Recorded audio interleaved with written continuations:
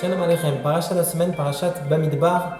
Alors, nouvelle paracha et nouveau livre de la Torah parce qu'on entame le 4e livre de la Torah. Alors, une question pourrait se poser, comment se fait-il que chaque année, la paracha qui précède la fête de Shavuot, c'est la paracha de Bamidbar? Chaque année, paracha de Bamidbar précède la fête de Shavuot. Pourquoi? Eh bien, Tosfot dans le traité Megillah, un commentateur, nous explique comme quoi, en réalité, la paracha de Bamidbar sert d'interruption entre la paracha de la semaine dernière, c'est-à-dire la paracha de Bechukotai, à la fête de Shavuot. Pourquoi? Parce que Shavuot, c'est une fête, c'est le don de la Torah, c'est la bracha. Or, la paracha de Bechukotai, dans celle-ci, sont mentionnées les malédictions pour celui qui ne respecte pas la Torah.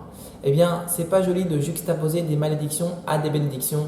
Voilà pourquoi on fait interruption par la paracha de notre semaine, qui est la paracha Bamidbar.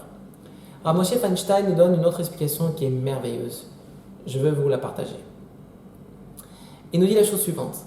En réalité, il faut savoir que Shavuot, c'est la fête du don de la Torah. Donc c'est le symbole de l'étude de la Torah.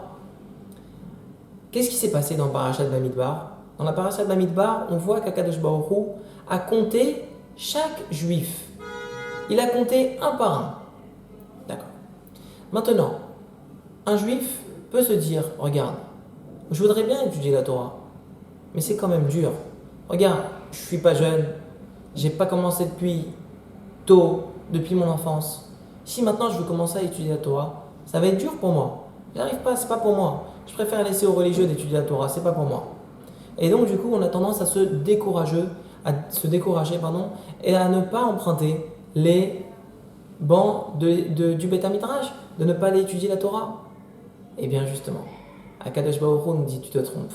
C'est vrai peut-être que tu n'arriveras pas à être comme Rabbi Akiva, ou comme Rav Moshe Feinstein, ou comme Rav Steinman, ou comme Rav Ovadia Yosef, ou comme Rabbi David Abuchatzera. C'est vrai peut-être, d'accord. Mais Akadosh Baruch Hu, il attend de la Torah de tout un chacun, chacun selon son niveau. Il attend le grain de sel de chacun pour orner sa couronne. Eh bien, c'est ça l'image qui est rapportée ici.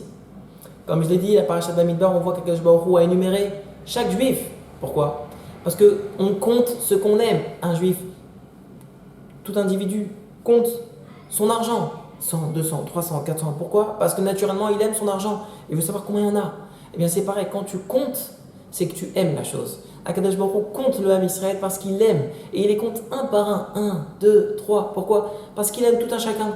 Alors quand on passe à celui qui est un peu moins intelligent, ou bien celui qui est moins érudit, Akadosh Baruch Hu, il le saute? Non, il le compte lui aussi. Pourquoi? Parce qu'il a besoin de lui, il l'aime.